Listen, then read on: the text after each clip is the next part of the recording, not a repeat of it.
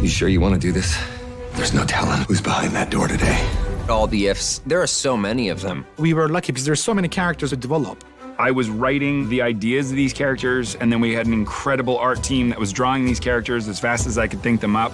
Are any of them scary? Worse. Desperate. Really bend those knees, ladies. What I liked about the story was definitely big ifs. I like their imaginations, like, don't hold back.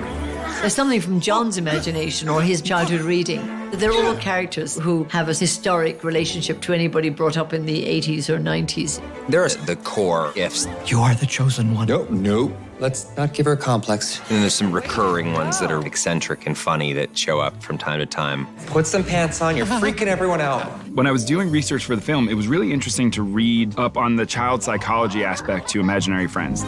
Kids invent imaginary friends not only as a playmate or something fun, but it's also usually a projection of some trauma, whether it's a move, whether it's a new school, whether it's losing a parent. They actually create these characters as coping mechanisms. How do you make an imaginary friend specific to a kid? My job is to bring all the characters to life with the direction and the inspiration we get from John. And from an animator's perspective, they all very different. They all have unique quirks and performances. Oh, fancy seeing you here. Blue is really lovely. Wow, look at him. My idea for Blue came from an experience with my daughter Violet, who used to tell me that my favorite color was purple, even though my favorite color was clearly blue.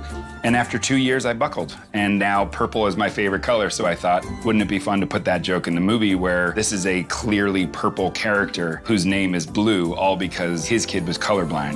What are you, anyway?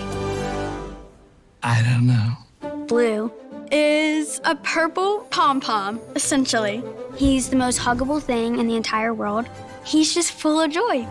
Blue needs to feel furry and touchable and huggable, but he's very big. We have tools to manipulate his body or get some funny gags of his head stuck in somewhere. And that's the fun bit of it, because sometimes he has to be like this. His head is gonna hit the ceiling and he needs to be compressed like that.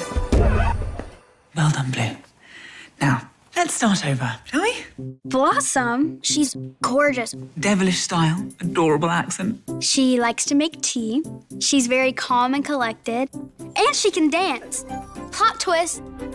Blossom is a homage to Fleischer cartoons. It needs to live in a contemporary world, but still keeping that appeal in those old cartoons.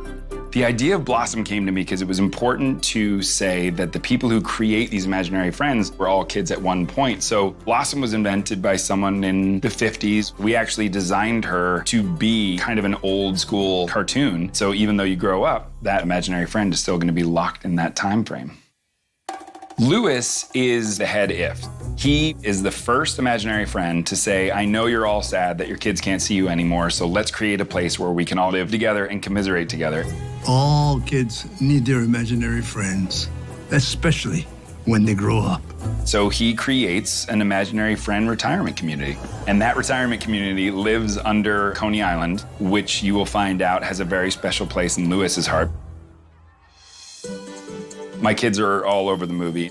My 7-year-old daughter, Violet's imaginary friend is Allie, who is a pink alligator that lives under the bed. I said, are you scared of Allie? And Violet said, why would I be scared of Allie? She's under the bed to protect me from bad guys. And I went, okay. So Allie's in the movie.